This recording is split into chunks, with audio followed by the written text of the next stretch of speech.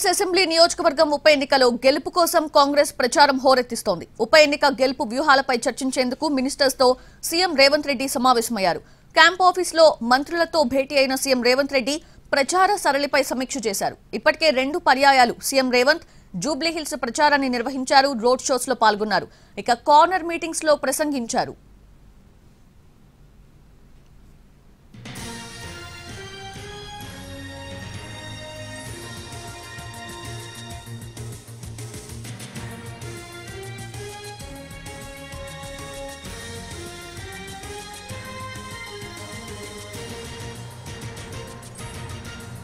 Jubilee Hills assembly నియోజకవర్గం ఉప ఎన్నికలో గెలుపు కోసం కాంగ్రెస్ ప్రచారాన్ని హోరెత్తిస్తూ వచ్చింది. ఉప ఎన్నిక గెలుపు వ్యూహాలపై చర్చించేందుకు ఇప్పుడు మినిస్టర్స్ తో సీఎం రేవంత్ రెడ్డి సమావేశమయ్యారు.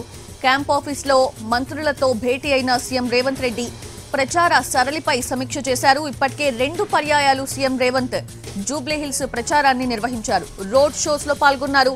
కార్నర్ మీటింగ్స్ లో ప్రసంగించారు.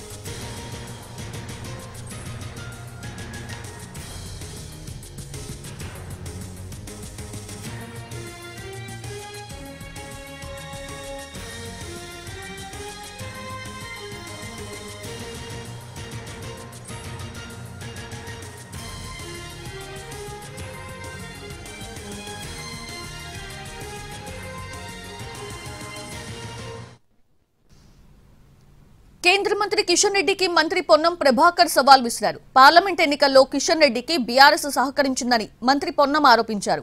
గత అసెంబ్లీ ఎన్నికల్లో బీజేపీ తరపున పోటీ చేసిన అభ్యర్థికి 25,000 ఓట్లొచ్చాయని, ఇప్పుడు ఈ ఉప ఎన్నికలో 25,000కు ఒక్క ఓటు తగ్గకుండా తీసుకొస్తే కిషన్ రెడ్డి ఏం చెబితే దానికి తాను సిద్ధమంటున్న పొన్నం ప్రభాకర్ తో మా ప్రతినిధి ప్రేమ్ ఫేస్ టు ఫేస్. ఇప్పుడు చూద్దాం.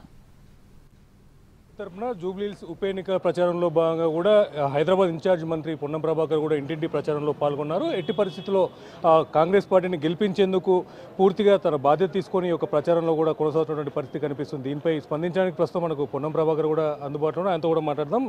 జూబ్లీహిల్స్ నియోజకవర్గంలో ప్రచారం ఎలా కొనసాగుతుంది, ఎంత మెజారిటీతో గెలవాలనుకుంటున్నారు? మా అభ్యర్థి యువకుడు, స్థానికుడు, అభివృద్ధి చేయాలనే ఉత్సాహం ఉన్న వ్యక్తి. ఒకటి, రాష్ట్రంలో అధికారంలో ఉన్న పార్టీ జూబ్లీహిల్స్ అభివృద్ధి జరగాలంటే కాంగ్రెస్ పార్టీ అభ్యర్థిని గెలిపిస్తే అభివృద్ధి జరుగుతుంది అనేటువంటి ప్రజల ఆకాంక్ష. 2, ఎదుటి వారు ఎంతసేపు అధికారంలో ఉండి ఈ నియోజకవర్గాన్ని నిర్లక్ష్యం చేసి అభివృద్ధి చేయలేదు, ఎక్కడేసిన సమస్యలు అక్కడనే ఉన్నాయనేటువంటి ఆలోచన. ఒకటి, వీటన్నిటికంటే మా ప్రభుత్వంలో పేదలకు సంబంధించినటువంటి కొత్త రేషన్ కార్డులు ఇవ్వడము, కొత్త కుటుంబ సభ్యులను చేర్చడము, 200 యూనిట్ల కరెంటు ఫ్రీగా ఇవ్వడము, సన్న బియ్యం ఇవ్వడము, మహిళలు ఉచితంగా బస్ సౌకర్యం కలిగజేయడము, తెలంగాణ వ్యాప్తంగా అనేక నిరుద్యోగులకు ఉద్యోగాలు ఇవ్వడము, వడ్డీ లేని రుణాలు ఇవ్వడము, గ్రామీణ ప్రాంతాల్లో రైతాంగానికి రుణమాఫీ, బోనసు, రైతు భరోసా ఇవ్వడము, ఇటువంటి అనేక కార్యక్రమాలతో ఈరోజు ప్రజలు కాంగ్రెస్ పట్ల సానుకూలంగా ఉన్నారు. చెప్పండి, ముఖ్యంగా మీరు అంటే మొదటి నుంచి మీరు మంత్రులు కావచ్చు, అలాగే స్వయంగా ముఖ్యమంత్రి రేవంత్ రెడ్డి కూడా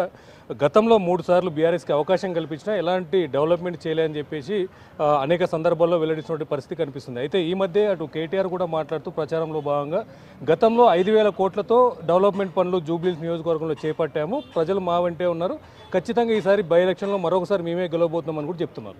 ఇప్పుడు కంటోన్మెంట్ ఎన్నికలకు సంబంధించి అభివృద్ధి జరిగిందని ముఖ్యమంత్రి గారు చెప్తే అభివృద్ధి జరగలే అని చెప్పినాడు. అభివృద్ధి చూపిస్తే రాజీనామా చేస్తా అన్నాడు. అక్కడ మా స్థానిక శాసనసభ్యుడు గణేష్ గారు అన్ని కాగితాలు పట్టుకొని రెడీగా ఉన్నారు. ముఖ్యంగా మీరేమో బీజేపీకి కనీసం డిపాజిట్ కూడా రాదు, 10,000 ఓట్లు కూడా పోల్గా అని మీరు చెప్తున్నారు. అలాగే ముఖ్యమంత్రి రేవంత్ రెడ్డి కూడా పార్టీ పూర్తిగా జూబ్లీహిల్స్లో బీజేపీ పార్టీ చచ్చిపోయింది, బీజేపీ పార్టీ మాకు ఇక్కడ పోటీ లేదని చెప్తున్నారు. అయితే కిషన్ రెడ్డి మాత్రం విస్తృత స్థాయిలో ఆయన ప్రచారంలో పాల్గొంటూ 2 పార్టీలపైన గతంలో పాలించడమే, వాళ్ళిద్దరి పైన కూడా ఇక్కడ డెవలప్మెంట్ చేయలేదు, ప్రజలు వ్యతిరేకంగా ఉన్నారు, మాకే ఓట్లు పడతాయని కూడా కిషన్ రెడ్డి వ్యక్తం చేస్తున్నారు. పార్లమెంట్ ఎన్నికల్లో కిషన్ రెడ్డి గారిని గెలుపుకు సహకరించిన టీఆర్ఎస్కు యూసుఫ్ కూడా అసెంబ్లీ ఎన్నికల లోపల గురుదక్షిణగా ఇక్కడటువంటి ఈ ఎన్నికను అభ్యర్థిని టీఆర్ఎస్కు తాకట్టు పెట్టిండు. నేను కిషన్ రెడ్డి గారికి మళ్ళీ ఛాలెంజ్ చేస్తా ఉన్నా. మీరు కేంద్ర మంత్రి, నేను రాష్ట్ర మంత్రి, నా ప్రాతినిధ్యం వహిస్తున్న నియోజకవర్గం కాదు, జస్ట్ నేను ఇన్ఛార్జ్ మంత్రిని. మీరు ప్రాతినిధ్యం వహిస్తున్న నియోజకవర్గం ఈ జూబ్లీహిల్స్.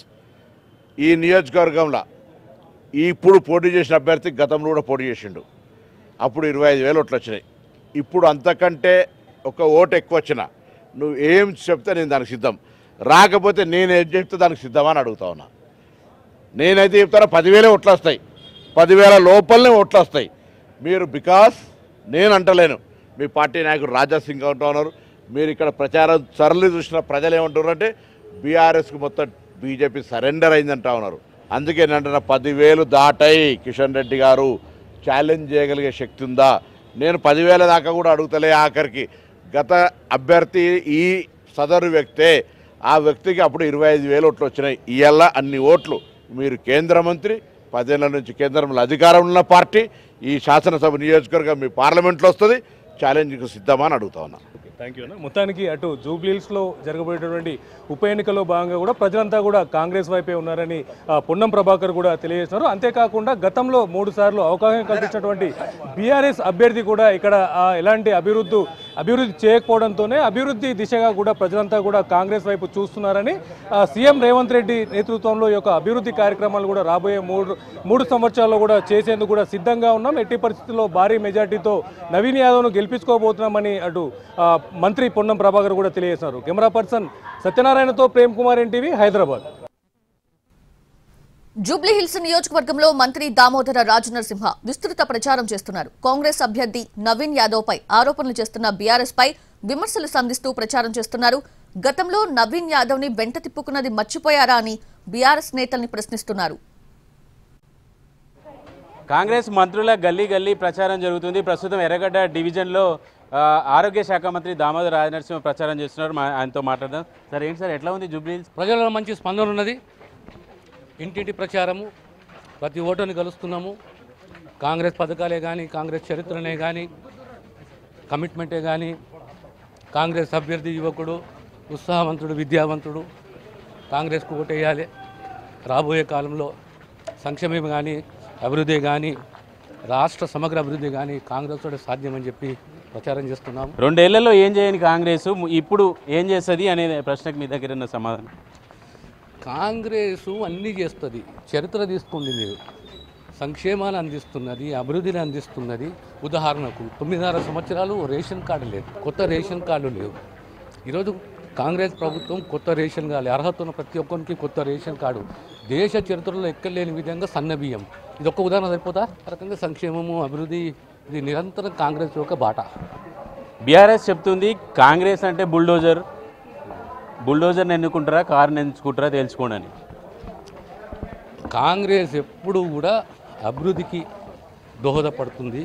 ఇవన్నీ తప్పు ప్రచారము. ప్రజలు నమ్మరు. ప్రజలు కాంగ్రెస్ని విశ్వసిస్తారు, కాంగ్రెస్కు ఓటేస్తారు. కాంగ్రెసే ఘన విజయం సాధిస్తుంది. మీ అభ్యర్థిని ఏమో మీరు యువకుడు, మంచి ఉత్సాహవంతుడు అని చెప్తారు. మీ ప్రత్యర్థి పార్టీ ఏమో అతను రౌడీ షీటరు, కేసులు ఉన్నాయి, మీరు వస్తుందంటే ఆ జూబ్లీహిల్స్లో ఇక ఓటర్లు ఉండలేరంట. ఇదే అభ్యర్థి, ఇదే కుటుంబానికి వారు గతంలో టికెట్ ఇచ్చారు. అప్పుడు లేనిది ఇప్పుడు ఎందుకు వచ్చింది అంటే ఈ తప్పు ప్రచారం అనేది మానేసుకునేసి మీ చరిత్ర, మీరు ఏం చేసారు, ఏం చేయబోతున్నారు, మేమేం చేస్తున్నాము, రాబోయే కాలంలో ఏం చేస్తాము అనేది దానిపైన మనం విశ్లేషణ చేసుకోవాలి. కానీ వ్యక్తిగతంగా విమర్శలు, తప్పు ప్రచారం చేయడం సబబు కాదు, మంచిది కాదు. అంటే ఒకవైపు సీఎం రేవంత్ రెడ్డి ఎన్నికల ప్రచారంలో అనేక అంశాలను ప్రస్తావిస్తున్నారు. బీఆర్ఎస్, బీజేపీ ఒకటని, అందుకే కాళేశ్వరం మీద సిబిఐ విచారణకు ఆదేశించని ఎప్పటికోలేదు, దాన్ని సమర్థిస్తారా? అది యథార్థం, వాస్తవం కదా. సిబిఐకి అప్పచెప్పిన తర్వాత ఎంక్వైరీ మొదలు కావాలి. ఇప్పుడు ఎంక్వైరీ మొదలు కాలేదు కదా, ఇలా జాప్యం ఎందుకు జరుగుతుందని ముఖ్యమంత్రి గారు ప్రశ్నించారు. Okay, right. మొత్తానికి జూబ్లీహిల్స్ ఎన్నికల్లో ఖచ్చితంగా కాంగ్రెస్ పార్టీ గెలిచి తీరుతుందని, అభివృద్ధి సంక్షేమం చేయాలంటే కాంగ్రెస్ పార్టీ వల్లనే సాధ్యమని చెప్పేసి దామోదర రాజనరసింహ చెప్తున్నారు. కెమెరామెన్ శ్రీనివాస్ గౌడ్తో చారి, ఎన్టీవీ, హైదరాబాద్. జూబ్లీహిల్స్ ఉప ఎన్నికల్లో మినిస్టర్స్ ప్రచార జోరును పెంచారు. గల్లీ గల్లీ తిరుగుతూ క్యాంపెయినింగ్ చేస్తున్నారు. ఎర్రగడ్డలో మంత్రి తుమ్మల నాగేశ్వరరావు ప్రచారం చేశారు. గత ప్రభుత్వంలో జరిగిన విధ్వంసాన్ని ప్రజా ప్రభుత్వంలో సరిదిద్దే ప్రయత్నం చేస్తున్నామన్నారు. అందుకోసం చాలా సమయం కావాలంటున్న తుమ్మల నాగేశ్వరరావుతో మా ప్రతినిధి చారి ఫేస్ టు ఫేస్. ఇప్పుడు చూద్దాం. కాంగ్రెస్ ప్రచారం కొనసాగుతుంది. ఎర్రగడ్డలో మంత్రి తుమ్మల నాగేశ్వరరావు ఎన్నికల ప్రచారంలో ఆయనతో మాట్లాడదాం. ప్రచారం ఎలా జరుగుతుంది, పరిస్థితి ఏంటని. సార్, ప్రచారం ఎలా నడుస్తుంది సార్? చాలా జోరుగా నడుస్తుంది చారి గారు, ఉత్సాహంగా ఉన్నారు. వీళ్ళందరూ లోకల్, ఈ డివిజన్ వాళ్ళు, బయట నుంచి ఒక్కళ్ళు కూడా రాలా, మా చైర్మన్ తప్ప. ప్రతిరోజు ఇంటింటికి తిరిగి రేవంత్ రెడ్డి గారి పాలన కావచ్చు, గత 2 సంవత్సరాల కాంగ్రెస్ పాలన కావచ్చు, పేదలకు జరిగినటువంటి సంక్షేమం కావచ్చు, ఏ రోజున కూడా రేషన్ కార్డుల కోసం అలమటించినటువంటి పేదలకు రేషన్ కార్డులు వచ్చినాయని, దొడ్డు బియ్యం తినలేక బాధపడ్డటువంటి పేదలకు ఈ రోజున సన్నబియ్యం వస్తున్నాయని, అదేవిధంగా 200 యూనిట్ల కరెంటు వస్తుందని, లేనటువంటి వాళ్ళకి ఇందిరమ్మ ఇళ్ళు వచ్చినాయని, ఇటువంటి సంక్షేమం పేదల కోసం ఏనాడు వీళ్ళు ఊహించినటువంటి రీతిలో రేవంత్ రెడ్డి గారి నాయకత్వంలో కాంగ్రెస్ ప్రభుత్వం చేసిందనే సంతృప్తి పేద ప్రజల్లో ఉంది. సార్, టీఆర్ఎస్ చెప్తుంది 10 ఏళ్ల పాలనకి ఇప్పుడు 2 ఏళ్లలో పాలనకి చూస్తే ఇది మొత్తం విధ్వంసం చేసింది, ఇది బుల్డోజర్ ప్రభుత్వం అని. అందుకని వాళ్ళు వినాశనం చేసినటువంటి వ్యవస్థలన్నింటినీ, విధ్వంసం చేసినటువంటి వ్యవస్థలన్నింటినీ సరిదిద్దడానికి ఇంకా చాలా సమయం కావాలి.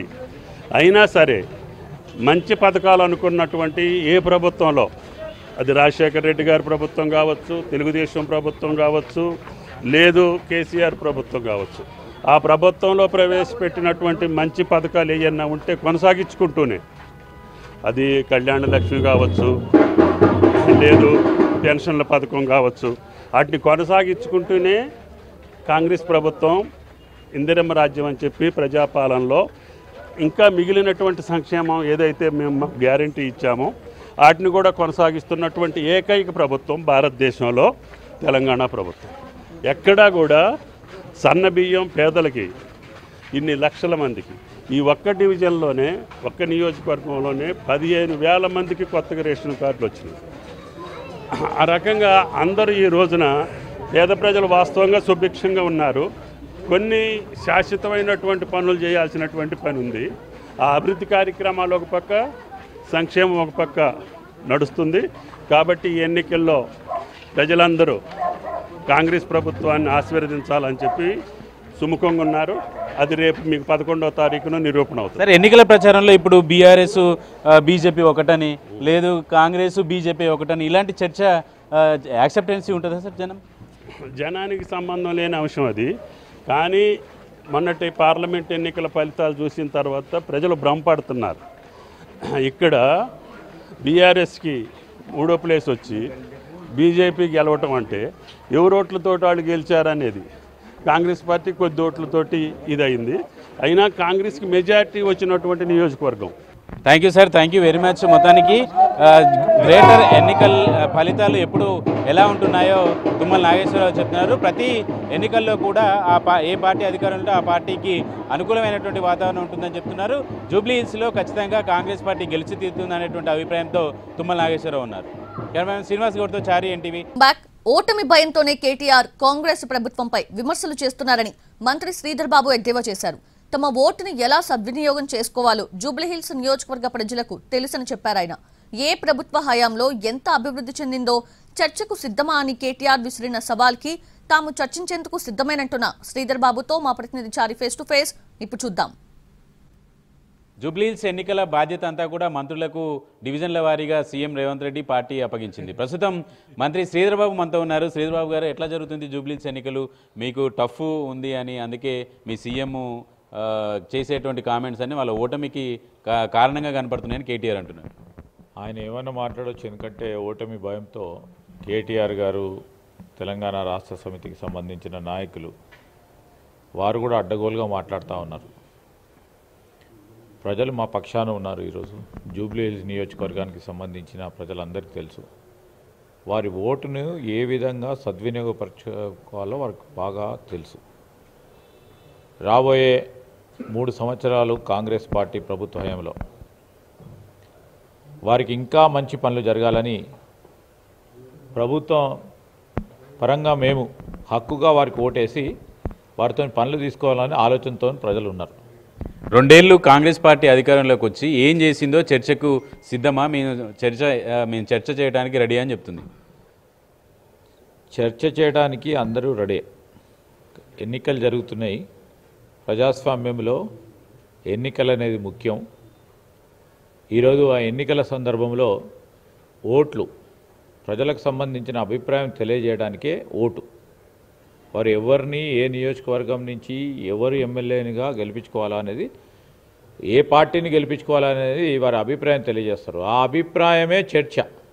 సార్, గ్రేటర్ హైదరాబాద్లో మొత్తం 24 సీట్లు ఉంటే కాంగ్రెస్ పార్టీ ఒక్క సీటు కూడా గెలవలేదు. మొన్న ఉప ఎన్నికల్లో కంటోన్మెంట్ గెలిచింది. ఇప్పుడు ఉప ఎన్నికల్లో కాంగ్రెస్ పార్టీ గెలుస్తుంది అని ధీమా ఏంటి? మేము గత 2 సంవత్సరాల నుంచి చేసిన సంక్షేమ కార్యక్రమాలు, ఉదాహరణకి సన్న రకం బియ్యం కానీ, అదేవిధంగా ఇంద్రమ్మ ఇల్లు ఇచ్చే కార్యక్రమం కానీ, ఈరోజు 10 సంవత్సరాలు పడిగాడుపు గార్చి రేషన్ కార్డు గురించి ఆలోచన చేసిన అనేక మందికి ఇదే నియోజకవర్గంలో కానీ ఈ పట్టణానికి సంబంధించి నగరానికి సంబంధించిన అనేక మంది పేదవారికి రేషన్ కార్డులు ఇచ్చే కార్యక్రమం కానీ, ఎవరికైతే వైద్యపరంగా ఇబ్బంది కలిగితే వారికి 10 లక్షల రూపాయల మరి ఇన్సూరెన్స్ పథకమే కానీ, ఇలాంటి అనేక కార్యక్రమాలు చేసినాము. ఇప్పుడు వారు కరెంటు ఛార్జీలు పెంచితే నెలగానే బిల్లు కట్టుకోకుంటే కరెంటు తీసే ప్రమాదం ఉండే గత ప్రభుత్వంలో. ఈరోజు 200 యూనిట్ల వరకు ఫ్రీ కరెంట్ ఇచ్చి అదే సిబ్బంది పోయి 0 బిల్లు మీకు ఇస్తున్నామని ఒక గౌరవంగా ఇచ్చే కార్యక్రమం చేస్తూ ఉన్న ధర్మిల. ఈరోజు మేమందరం కూడా చూస్తూ ఉన్నాం, ఏ వాడకపోయినా, ప్రత్యేకించి మధ్యతరగతి పేద వర్గాలకు సంబంధించిన వారందరూ కూడా కాంగ్రెస్ పార్టీ కష్టపడి ఏదో పని చేస్తూ ఉంది, వారు ఇచ్చిన హామీలు ఒకటి తర్వాత ఒకటి అమలు చేస్తూ ఉన్నారని ఒక అభిప్రాయంతో ఉన్నారు. దాంతోపాటు ఇక్కడ ఉన్న మా నియోజకవర్గకి సంబంధించి కాంగ్రెస్ పార్టీ అభ్యర్థిగా నిలబెట్టిన కాంగ్రెస్ పార్టీ తరఫున నవీన్ యాదవ్ ఒక చదువుకున్న వ్యక్తిగా. సార్, మీరేం నవీన్ యాదవ్ని చదువుకున్న వ్యక్తిగా, ఇంటలెక్చువల్గా 10 మంది సాయం చేసే వ్యక్తిగా మీరు ప్రొజెక్ట్ చేస్తున్నారు. అసలు అది కుటుంబం రౌడీ కుటుంబం అని రీసెంట్గా కేసులు అయినాయని బైండ్ ఓవర్ చేసి ఆ అభ్యర్థి తండ్రిని కూడా బైండ్ ఓవర్ చేశారని ఆరోపణలు టీఆర్ఎస్ చేసింది, అది బీజేపీ చేసింది. ఆ రోజు వారే చెప్తా ఉంటారు, ఉద్యమం సమయంలో ఎవరింటికి పోయి ఎవరు కూర్చున్నారు, ఇదే శ్రీశైలం యాదవ్ గారి ఇంటికి వెళ్ళి ఎవరు కూర్చున్నారు, వారి నాయకులు కూర్చున్నారు. కేటీఆర్ సోషల్ మీడియా మీద ఆధారపడి రాజకీయం చేస్తున్నారని కోమటిరెడ్డి వెంకటరెడ్డి అన్నారు. కాంగ్రెస్ అభ్యర్థి నవీన్ యాదవ్ పై ఏమైనా కేసులుంటే బయట పెట్టాలని కేటీఆర్ కు సవాల్ విసిరారు. కవిత అడిగే ప్రశ్నలకు కేటీఆర్ సమాధానం చెప్పలేక ఏదేదో మాట్లాడుతున్నారన్న మంత్రి కోమటిరెడ్డి వెంకటరెడ్డితో మా ప్రతినిధి చారి ఫేస్ టు ఫేస్. ఇప్పుడు చూద్దాం. మంత్రి కోమటిరెడ్డి వెంకటరెడ్డి ఎన్నికల ప్రచారంలో ఉన్నారు, మాట్లాడదాం. వెంకటరెడ్డి గారు, జూబ్లీస్ ఫలితం ఎలా ఉండబోతుంది? మాకు తప్పకుండా మాకు నమ్మకం ఉన్నది. ఇవాళ మాకు ఇక్కడ స్థానిక నాయకులు, అలాగే ముఖ్య నాయకులు, ఎమ్మెల్యేలు వార్డు వైజు ఒక్కొక్క 1000 ఓట్లకు ఒక ఇన్ఛార్జ్ పెట్టుకొని ప్రచారం చేస్తుంటే వాళ్ళే నేను పోయి కొన్ని షాపులలో ఇళ్ళలో ఓటు అడుగుదామంటే మేము చేయి గుర్తుకు ఓటేస్తున్నాం అని వాళ్ళు చెప్తున్నారు. తప్పకుండా 30 నుంచి 50,000 మెజార్టీ వస్తుందని నమ్మకం ఉన్నది. కేటీఆర్ ఒక ఆరోపణలు చేస్తున్నారు, ఇక్కడ మీరేమో అభ్యర్థి యువకుడు విద్యావంతుడు అని చెప్తున్నారు, ఆయనేమో ఆకు రౌడీ, జూబ్లీహిల్స్లో వాళ్ళని గెలిపిస్తే మళ్ళీ రౌడీ రాజ్యం వస్తుందంట. అవును, ఆకు రౌడీ అన్నప్పుడు ఆ నవీన్ యాదవ్ మీద ఏమైనా కేసుల లిస్ట్ ఉంటే బయట పెట్టొచ్చు కదా. ఆయనకు సోషల్ మీడియా, మేము సోషల్ మీడియా మీద ఆధారపడలే. ఆయన సోషల్ మీడియా దుబాయ్కి వెళ్ళి ఇక్కడి నుంచి పెట్టి లేనిపోని మా మంత్రుల మీద, ముఖ్యమంత్రి మీద, అందరి మీద వేస్తున్నాడు కదా.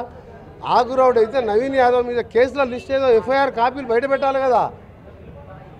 ఓడిపోతున్న వాళ్ళు ఎప్పుడు కూడా ఈ విధమైన చౌకబారు విమర్శలు చేస్తారు. నువ్వు 10 ఏళ్ళలో జూబ్లీస్కి చేసినావు, మా అభ్యర్థి చనిపోయిండు, మళ్ళీ ఏంటి మా ఎమ్మెల్యే ఈ అభివృద్ధి చేస్తారని చెప్పాలి తప్ప, ఒక యువకుడు బస్తీలలో పేదవాడు ఆపదలో సాపదలో ఉంటే బలహీన వర్గాల అభ్యర్థిగా ఈరోజు ముందుంటే ఆయనను పట్టుకొని ఆకురోడి అన్నప్పుడే నువ్వు ఓడిపోయినట్టు. కేసీఆర్ ఎప్పుడు కూడా నువ్వు చేసిన 10 ఏళ్ళు నువ్వు డిఫాక్టో ముఖ్యమంత్రి, పేరుకు మీ నాయన ముఖ్యమంత్రి, నువ్వే ముఖ్యమంత్రి ఉన్నావు కదా. జూబ్లీహిల్స్ బస్తీలలో ఏం చేసినావు? జైత్రయాత్ర, కేసీఆర్ జైత్రయాత్ర జూబ్లీహిల్స్ నుంచే మొదలవుతుంది. త్వరలోనే మళ్ళీ కేసీఆర్ ముఖ్యమంత్రి కాబోతున్నారని చెప్పేసి ఆయన ప్రచారంలో ప్రధానంగా చెప్తున్నారు. అసెంబ్లీకి రానోడు ముఖ్యమంత్రి ఎట్లయితారా? చారి గారు మీరు బాగా ఉన్నారు. 6 నుంచి గాడికి నంది హిల్స్లో ఉంటాడు తారక. ఇప్పుడు ఫామ్ హౌస్లోకి పోయిండు. మన అసెంబ్లీ నడుతాడు, నంది హిల్స్లో ఉన్నాడు. నంది హిల్స్లో కారు ఎక్కి న్యూట్రల్ వేసినా కానీ అసెంబ్లీలో పడతాడు, 5 నిమిషాలు వస్తాడు. అసెంబ్లీకే రాలే. ఎందుకు? 30 మంది ఎమ్మెల్యేలు ఉండి మా బట్టి గారు 5 ఎమ్మెల్యేలే ఉన్నా నిలబడి పోరాటం చేసి ప్రతి సమస్య మీద పోరాటం చేసిండు. బుల్డోజర్ రానివాడు మళ్ళీ ముఖ్యమంత్రి ఎట్లయితాడు? ఎమ్మెల్యేగా కూడా గెలవాడు. గజ్వేల్లో బీజేపీ అభ్యర్థికి కేసీఆర్ ఒక దగ్గర ఎమ్మెల్యే ఓడిపోయాడు. ఎంపీ ఎలక్షన్లో గజ్వేల్లో 2000 బీజేపీ లీడ్ వచ్చింది. అసలు కేసీఆర్ ఎమ్మెల్యే గెలిచేదే డౌట్ అంటుండే నువ్వు మళ్ళీ ముఖ్యమంత్రి దాకా పోయినది ఎందుకు? అప్పుడే బుల్డోజర్ పాలన హైదరాబాద్లో జరిగింది. బుల్డోజర్ పాలన కావాలన్నా, కారు కావాలన్నా తెలుసుకోండి. పేదల ఇల్లు కూల్చడమే రేవంత్ రెడ్డి ప్రభుత్వం యొక్క లక్ష్యంగా కొనసాగుతుందని వాళ్ళు బాధితులందరినీ తీసుకొచ్చి చెప్పేటువంటి ప్రయత్నం చేస్తున్నారు. నువ్వు మంచి ప్రశ్న అడిగినావు. నాకు రోజు నేను టీవీలలో చూస్తున్నా, బుల్డోజర్ ఎందుకు తీసుకొచ్చినావు? ధరణి పేరు మీద మొదటి టర్మ్ ఏమో కాళేశ్వరం పేరు మీద హరీష్ రావు, సంతోష్ రావు 1,50,000 కోట్లు తిన్నారు. నేను చెప్పలేను. నిన్న మొన్న వాళ్ళ సొంతం మరదలు కేటీఆర్ చెల్లె కవితనే చెప్పింది. హరీష్ రావు గారు సంతోష్ రావు గారు మొదటి టర్మ్లో మొత్తం కాళేశ్వరం దోసుక తిన్నారు. మా నాన్నని ఇవాళ సిబిఐలో దోషిగా నిలబెట్టించిండు. మా నాయన పాపం దేవుడు లాంటి వారు అని చెప్పుకుంటూ, రావణ నువ్వు జాగ్రత్త, నిన్ను కూడా కొంపముంచుతారు అని చెప్పిండా. మళ్ళీ ఇదే కవిత మన రెండో టర్మ్లో ధరణి పేరు మీద చుట్టుపక్కల హైదరాబాద్ భూములన్నీ కబ్జా చేసి ధరణి పేరు మీద ఇక్కడ ఉన్న ఎమ్మెల్సీలు కేటీఆర్ గ్యాంగ్ ఉన్నది. వాళ్ళ పేరు చెప్తే నా లెవెల్ తగ్గుతుంది. 100 ఎకరాలు 100 కోట్లు 200 కోట్ల ఎకరాలు తీసుకొచ్చి గుడిసెలు వేపిస్తే ఆ గుడిసెల కోసం డోజర్ని వాడి ఆ దొరలు ఆక్రమించుకున్న భూములను తీసుకొచ్చి గవర్నమెంట్ ఆస్తిని కాపాడుతున్నాం. Right sir, thank you very much. అభివృద్ధి కోసం జూబ్లీ హిల్స్లో కాంగ్రెస్ పార్టీకి ఓటేయాలని చెప్పేసి కోమటిరెడ్డి వెంకటరెడ్డి కోరుతున్నారు. కెమెరామెన్ శ్రీనివాస్ గౌడ్తో చారి, ఎన్టీవీ, హైదరాబాద్.